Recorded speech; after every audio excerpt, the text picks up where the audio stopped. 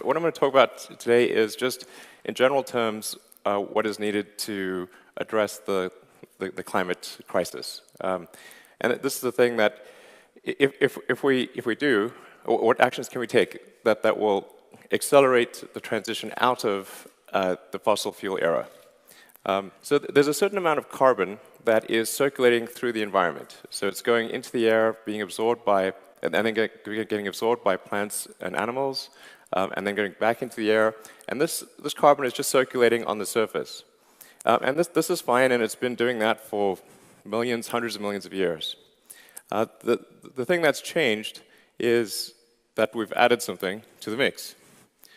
So this is what I would call the sort of the turd in the punch bowl.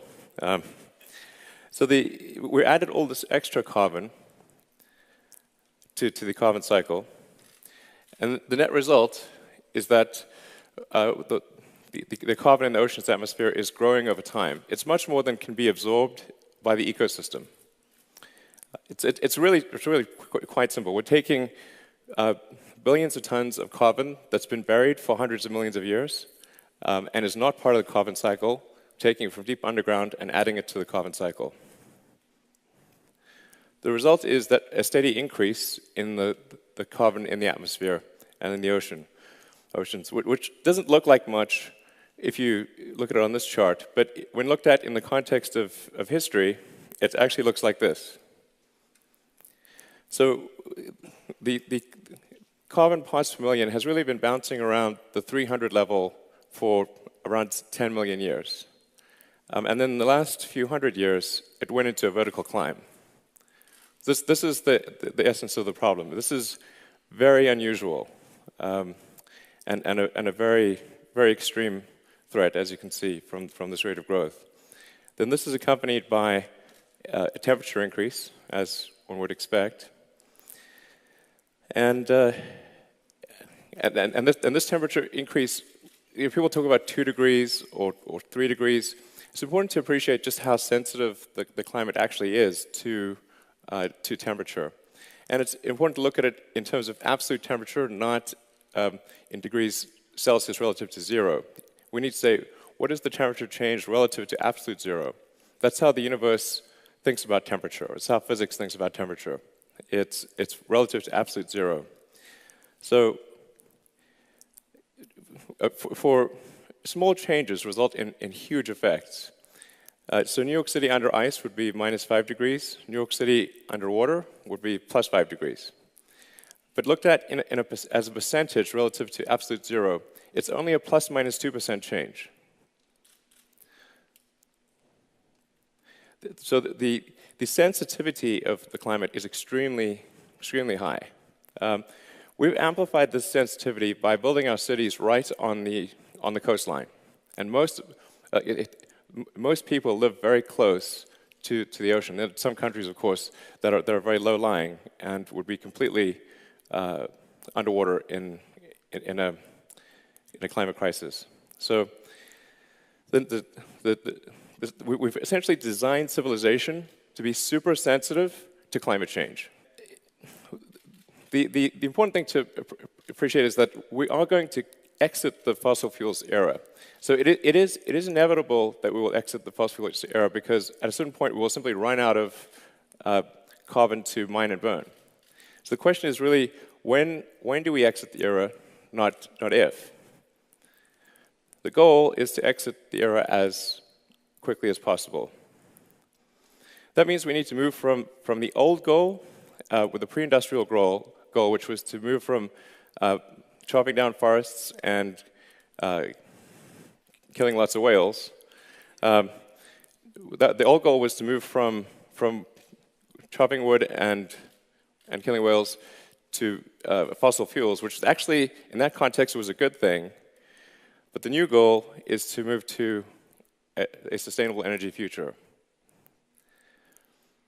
And we want to use things like hydro, solar, wind, geothermal. Nuclear is also a good option in places like France, which aren't subject to natural disasters.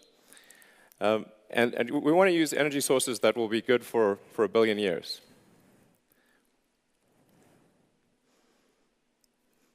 So how do we accelerate this transition away from fossil fuels to a sustainable era? And what happens if we don't? So if we wait, and if we delay the change, the best case is simply delaying that inevitable transition to sustainable energy. So this is the best case if we don't take action now. At the risk of being repetitive, there's going to be no choice in the long term to move to sustainable energy. It's tautological. We have to have sustainable energy, or we'll simply run out of the other one. So the only thing we gain by slowing down the transition is just slowing it down. It doesn't make it not occur. It just slows it down.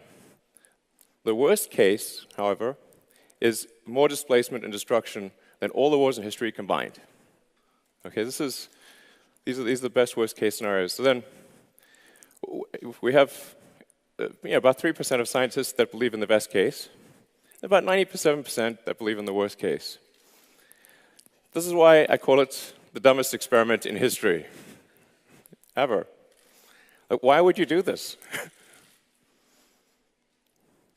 So the reason that the transition is delayed or is happening slowly is because there is a hidden subsidy on all carbon-producing activity.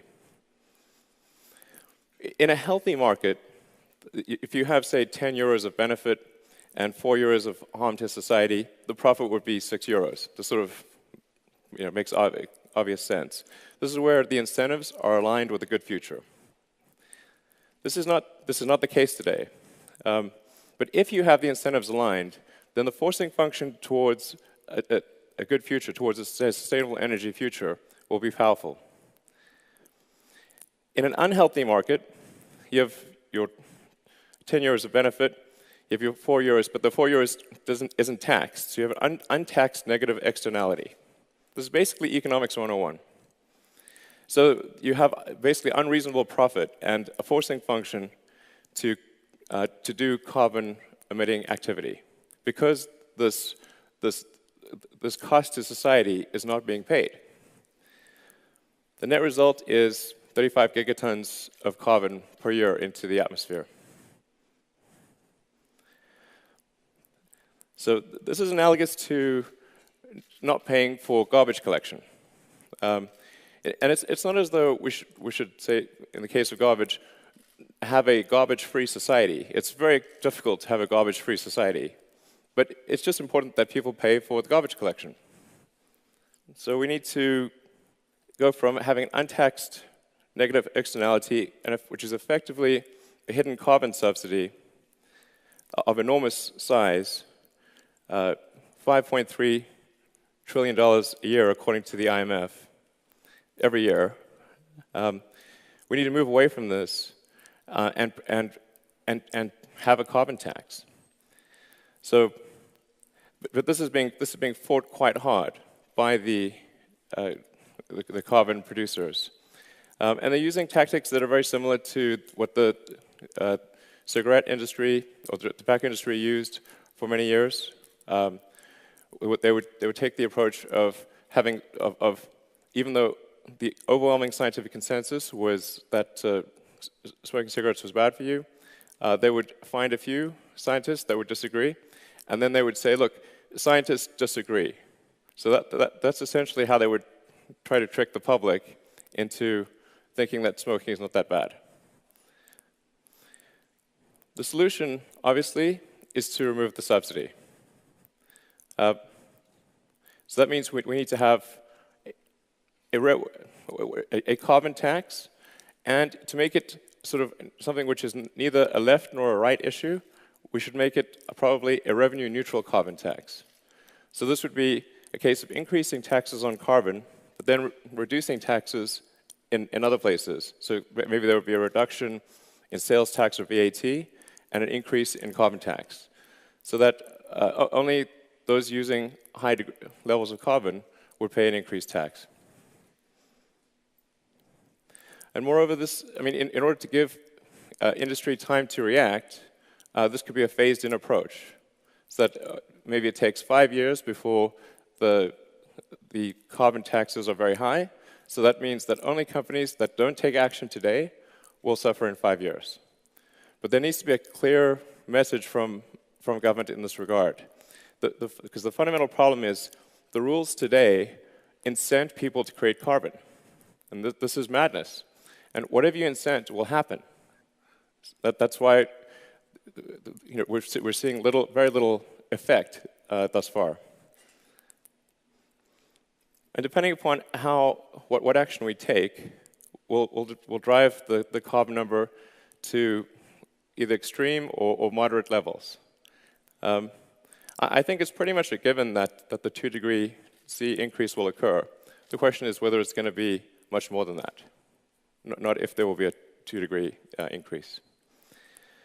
So then the question is, so what can you do? I would say whenever you have the opportunity, talk to your politicians, ask them to enact a carbon tax. We have to fix the unpriced externality. I would talk to your friends about it and fight the propaganda from the carbon industry.